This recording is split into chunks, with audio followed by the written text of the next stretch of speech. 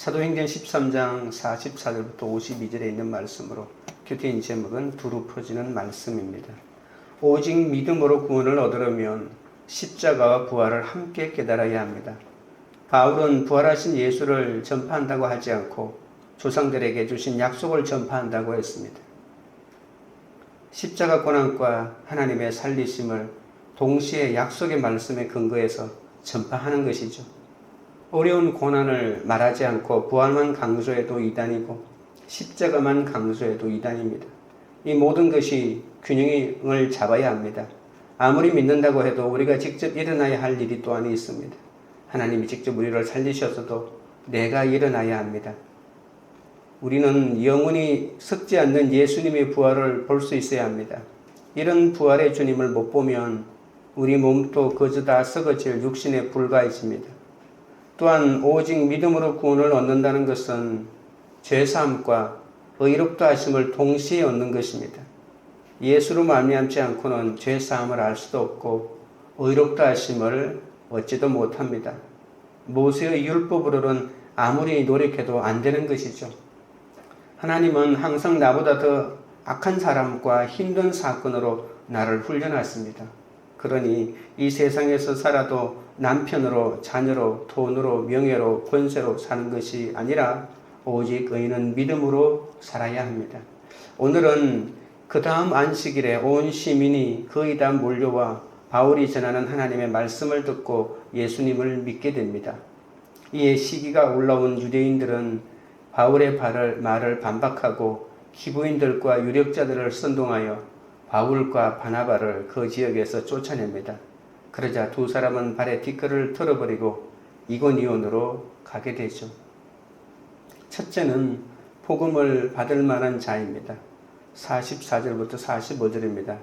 그 다음 안식일에는 온 시민이 거의 다 하나님의 말씀을 듣고자 하여 모이니 유대인들이 그 무리를 보고 시기가 가득하여 바울이 말한 것을 반박하고 비방하거늘 바울이 복음을 증거하고 난 뒤 그 다음 안식일에 그 도시에 사는 많은 이방인이 모여들자 유대인들이 바울을 시기하고 비방하게 됩니다. 구속사의 말씀은 설교하기는 너무 어렵고 그렇지만 전하기만 하면 늘 똑같은 결론이 생기는 거죠. 불의한 이 세상에서 거룩하게 산다는 것은 인간의 힘으로는 불가능할 때가 많습니다. 그런데 이 불의한 세상에서 무너지지 않고 잘 살아간다는 것 자체가 오히려 불의한 것을 증명하는 것일 수도 있습니다. 육의 세계가 깨어지고 무너지는 것만큼 영의 세계가 세워진다고 하지 않았습니까? 이것이 바로 구속사이고 똑같은 설교를 한 스데반은 돌로 쳐 죽이지 않았습니까? 그런데 똑같은 바울의 메시지는 인파가 이렇게 몰려드는 것이죠. 이 모임을 별 생각 없이 주관했던 바울에 대한 우호적이었던 그들이 감당할 수 없을 만큼 인파가 몰리니 자기들도 생각하지 못했던 이 시기라고 하는 감정이 올라오게 됩니다.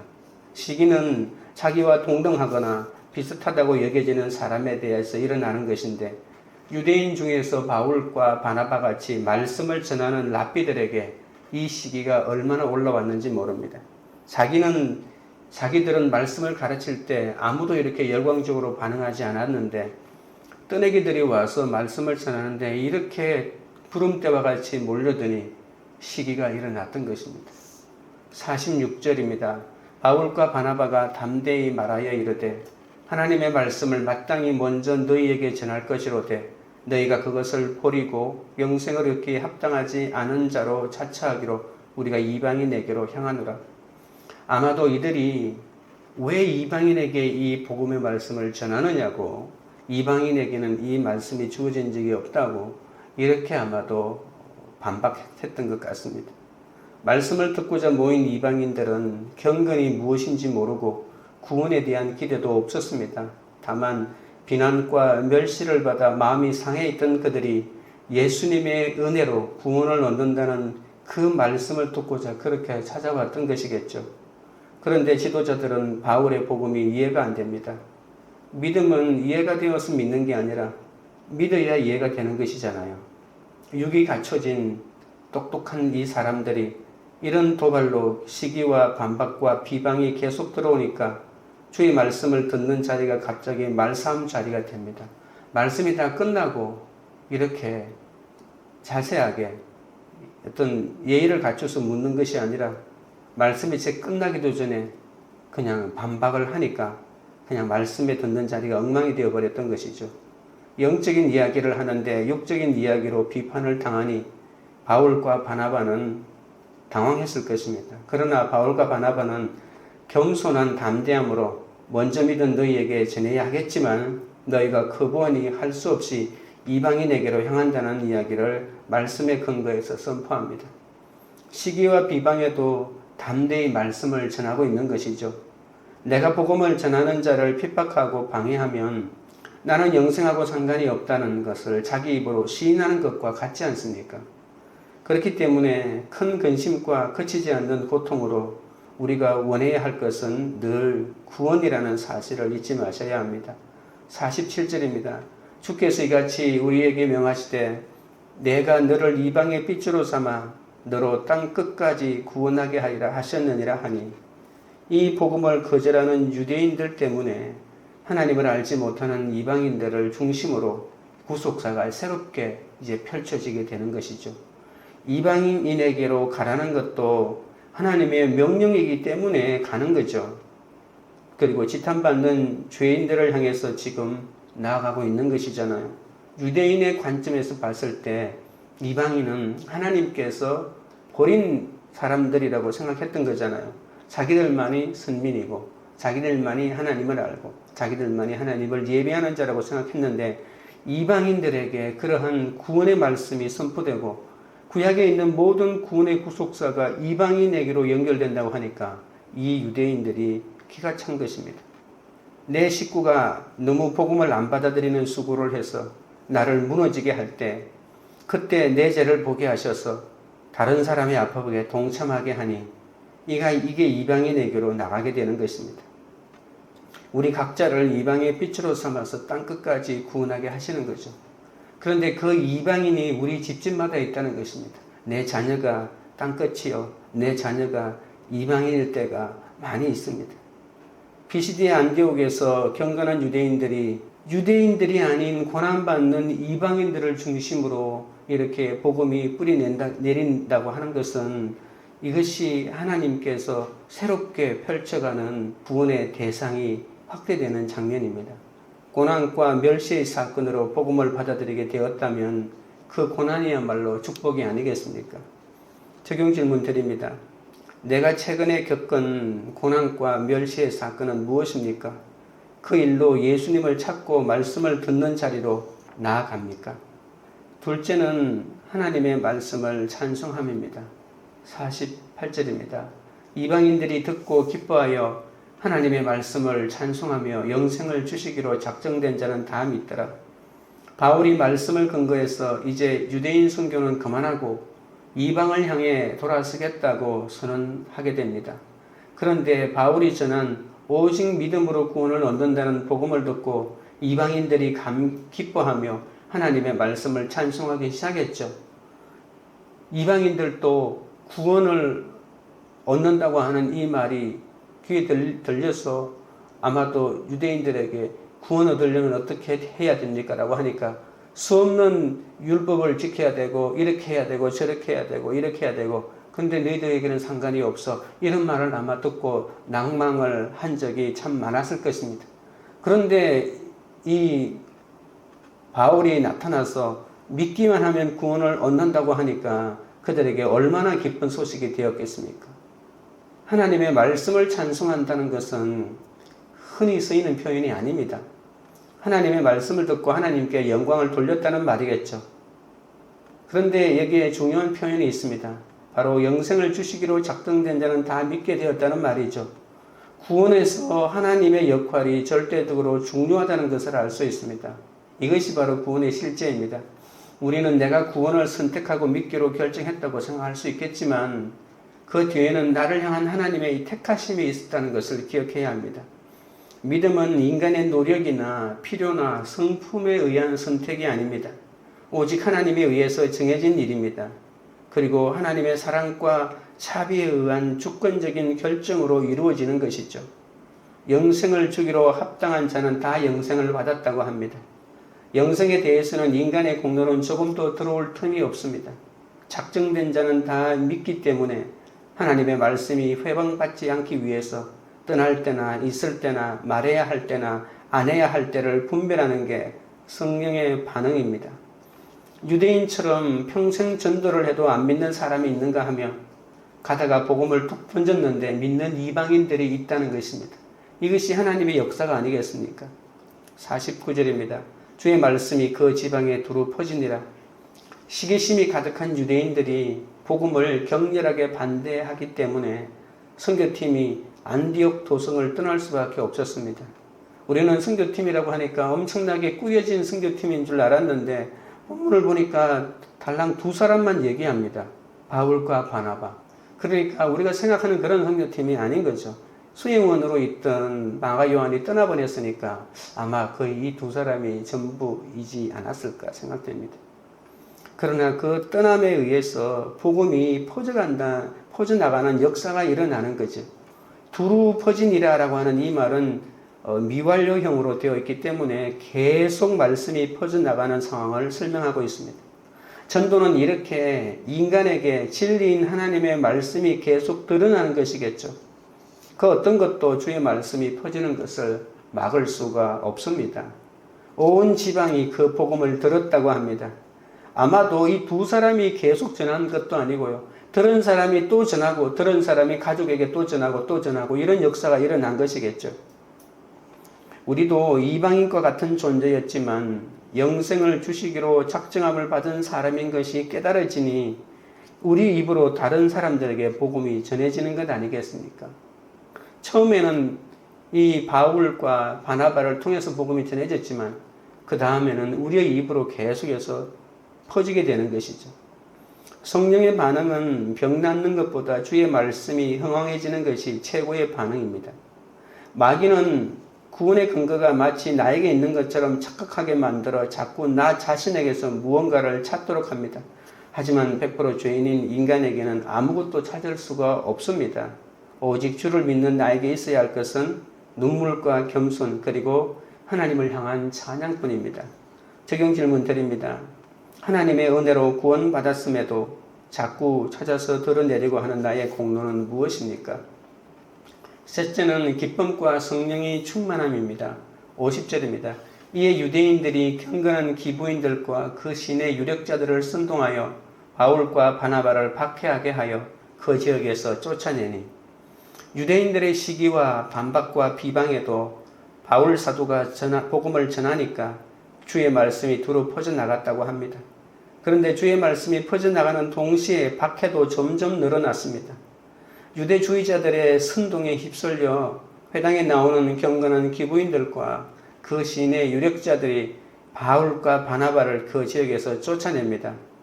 기부인처럼 아무리 외면을 잘 갖추었다고 해도 구원의 일을 분별하지 못하니까 부안해동하는 것은 그 아름다움을 더욱 초라하게 만들 뿐이죠. 아무리 겉으로 잘 차려입고 그리고 겉으로 경건을 흉내내어도 이 복음의 본질을 모르니까 이렇게 하나님의 사람들을 쫓아내는데 앞장서게 되는 것이잖아요. 이 두 사도를 아마도 폭력에 의해서 추방되었을 가능성이 많습니다. 이들이 점잖게 쫓아내지는 않았을 것입니다.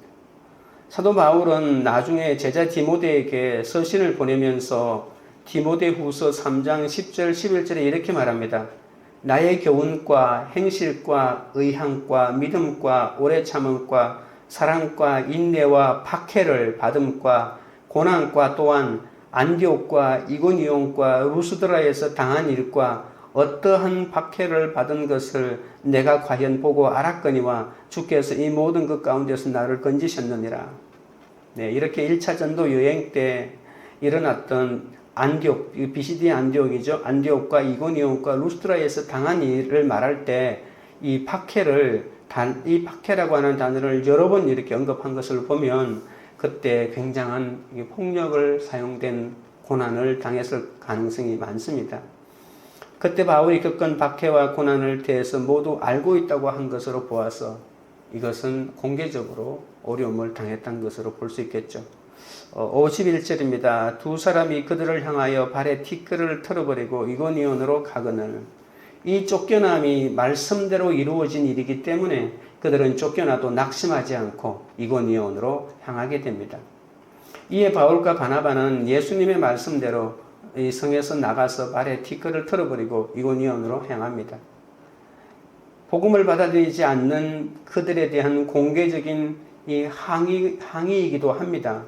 이런 전통은 예수님이 만들었죠. 예수님도 12 제자에게 전도를 보내시면서 누구든지 너희를 영접하지 아니하거든 그 성에서 떠날 때에 너희 발에서 먼지를 털어버려 그들에게 증거를 삼으라고 이렇게 말씀하신 적이 있기 때문입니다. 내가 부지런히 전도해도 영접하지 않고 듣지도 않는 사람이 가족 중에 있습니다. 영접하지도 않고 듣지도 않는 자에게서 떠나서 발에 먼지를 털어버리라고 하십니다. 그런데 그럴 수 없는 것이 바로 가족 아닙니까? 집이나 성에서 나가 발에 먼지를 털어버리는 것은 가족을 떠나라고 하는 뜻은 아닙니다. 전도가 안 된다고 가정을 떠난다면 어떻게 하나님 나라가 유지될 수 있겠습니까? 여기서 나가고 털어버리는 것은 안 믿는 식구들의 문화와 가치관에서 떠나는 것으로 적용할 수 있습니다. 배우자와 부모가 계속 복음을 거부한다면 그들이 제공하는 안락함에서 떠나라는 것입니다. 안 믿는 남편이 주는 돈의 안락함, 안 믿는 아내가 베푸는 친절함을 과감히 털어버리고 당신이 하나님을 믿지 않으면 아무리 돈을 주고 사랑해줘도 나는 기쁘지 않다고 선포해야 합니다. 말로만 해서는 안 됩니다. 삶으로 돈을 털어버리고 집착을 털어버리는 모습을 보여야 합니다. 그것이 너무 힘들어서 떠난다면 그렇다고 내가 평안할 수 있겠습니까? 하나님을 인정하지 않는 내 가족이 소돔과 고모라보다 더한 심판을 받는다는데 털어버리고 편할 수 있겠습니까? 영접하지도 않고 듣지도 않는 자, 믿음을 환대하지 않는 자를 배우자로 택한 것은 바로 나 자신 아닙니까? 이것은 나에게 책임을 물어야지 누구에게 책임을 묻겠습니까? 내가 선택했으니 그의 구원도 내가 책임져야 합니다. 그러니 어떻게 떠나고 털어버리겠습니까? 그래서 결혼 전에 선택을 잘해야 하는 것이죠. 그러나 한번 결혼하고 나면 선택의 여지가 없기 때문에 결혼 전에 잘 깨워서 믿음에 합당한 자를 분별해야 합니다. 52절입니다. 제자들은 기쁨과 성령이 충만하니라.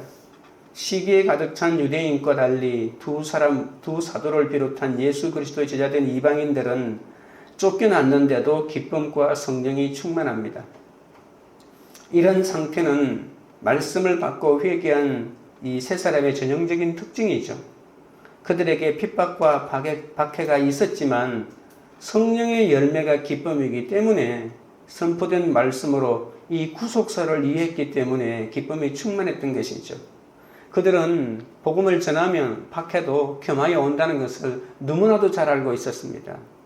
그래서 그들이 박해를 당하기 때문에 그들이 전하고 있는 진리가 잘못됐다는 생각은 추호도 한 적이 없습니다. 어떤 박해 속에서도 성령의 일으키심으로 제자의 삶을 살 수 있는 것이죠. 주의 제자들은 주님의 말씀을 듣고 기뻐하고 주님께 영광 돌리면서 하나님의 은혜 안에 머무는 것이 바로 성령의 제자라는 것을 잘 알았습니다. 시기와 반박과 비방을 당해도 주의 일이면 어떤 박해 속에서도 기쁨이 충만하게 되는 거죠. 전혀 다른 새로운 세계에 눈이 떠지는 것이 바로 성령의 제자 아닙니까?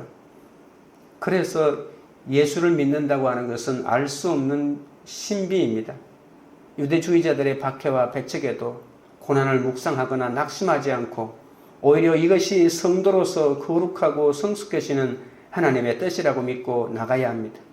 이렇게 고난 속에서 사명을 따라 한 걸음 더 나아가는 것이야말로 성도의 성숙한 모습입니다. 적용 질문 드립니다. 하나님이 나에게 허락하신 고난을 성숙과 거룩의 기회로 삼으며 감사합니까? 기도드리겠습니다. 하나님 아버지, 삶을 들여 복음을 전해도 비방과 박해가 찾아옵니다.